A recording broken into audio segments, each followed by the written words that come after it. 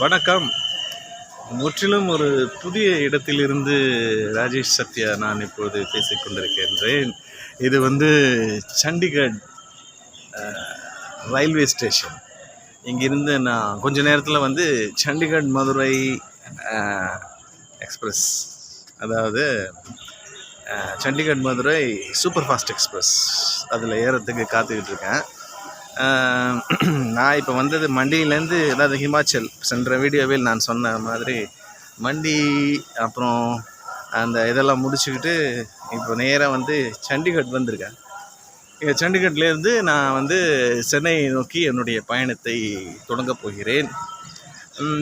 இந்த சண்டிகர் பயணம் என்பது சண்டிகர்ங்கிறது ரியலி அமேசிங் சிட்டி. நானும் எத்தனையோ சிட்டிஸ் பார்த்துருக்கேன். இங்கே ஒரே ஒரு என்னென்னா, இப்போ நான் நிற்கிற அந்த ரயில்வே ஸ்டேஷன் மட்டும்தான் ஒரு கொஞ்சம் சாதாரணமாக இருக்குது. மற்றபடி அது கூட பார்த்திங்கன்னா பாருங்களேன், சென்டரில் அதுக்கு ஒரு மெட்ரோ ட்ரெயின் கட்டுறதுக்கெல்லாம் அருமையாக பண்ணிகிட்ருக்காங்க. அதாவது நான் என்ன சொல்ல வரேன் அப்படின்னா, இந்தியாவில் எத்தனையோ நகரங்கள் இருக்கிறது. அதில் நம்ம சண்டிகர் மாதிரி ஒரு அற்புதமான பிளான்டு சிட்டி அப்படின்ட்டு ஒன்று கிடையவே கிடையாது. எப்படின்னா, எல்லாரோடும் இப்போ நம்ம சென்னையை எடுத்துக்கலாம், இல்லை மும்பையை கூட எடுத்துக்கலாம், என்ன சிட்டியை வேணால். நானும் எல்லா நகரங்களுக்கும் சென்றிருக்கிறேன். அதில் என்ன அப்படின்னா, ஒரு பிளான்டு சிட்டி அப்படின்ட்டு சொல்ல முடியாது.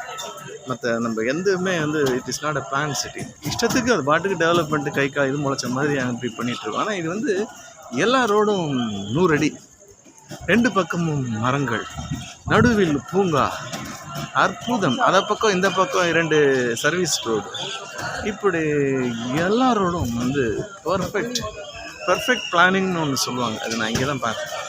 அதே மாதிரி நடுராத்திரி சிக்னல் ஒர்க் பண்ணுது. சிக்னலுக்கு எல்லாம் நின்று செல்கிறார்கள் எல்லாமே. அதுவும் பப்ளிக் டிரான்ஸ்போர்ட், பஸ்ஸு எல்லாருமே நிற்கிறாங்க சிக்னலுக்கு. எப்போ? நடுராத்திரி 11:30 மணிக்கு.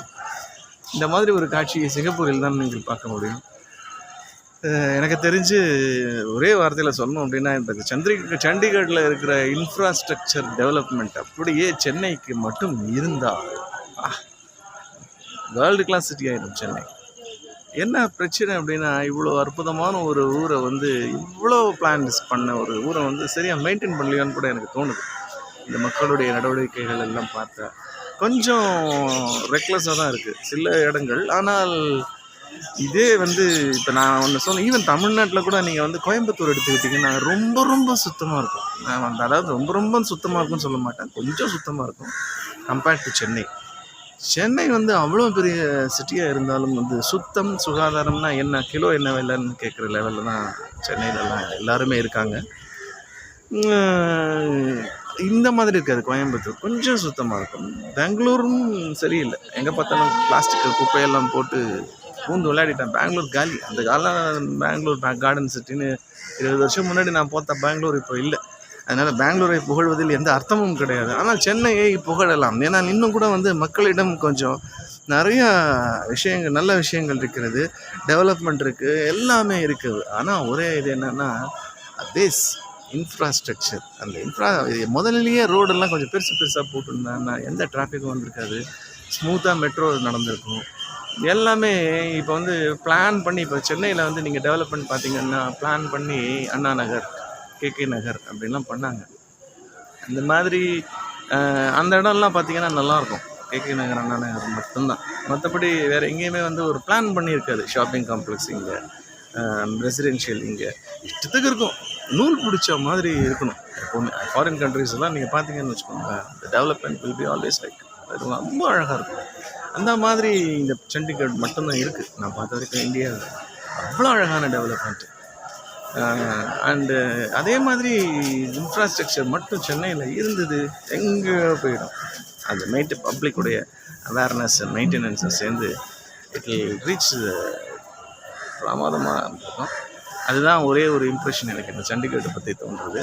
இப்போ நான் கொஞ்சம் நேரத்தில் ட்ரெயின், மதுரையை நோக்கி போகிற ட்ரெயின் சண்டிகர்லேருந்து ஒரே ஒரு சூப்பர் ஃபாஸ்ட் ட்ரெயின். முந்தையெல்லாம் கனெக்ஷனே கிடையாது. இப்போ ஈவன் நான் மண்டியிலேருந்து இங்கே வரும்பொழுது கூட நான் பார்த்தேன். என்ன அப்படின்னா, ஏன் வந்து மண்டி போன்ற ஹிமாச்சலில் நிறைய இடங்கள் இருக்குது, குழு மணாலி. ஆக்சுவலாக வந்து டெல்லியிலேருந்து நீங்கள் இப்போ போகணுன்னு வச்சுக்கோங்க, சென்னையிலேருந்து டெல்லி வரணும். டெல்லியிலேருந்து குழு மணாலியை நோக்கி சொல்கிற பயணத்தில் கடைசி பாயிண்ட்டு தான் குழு. அதுக்கு முன்னாடி தான் மண்டி.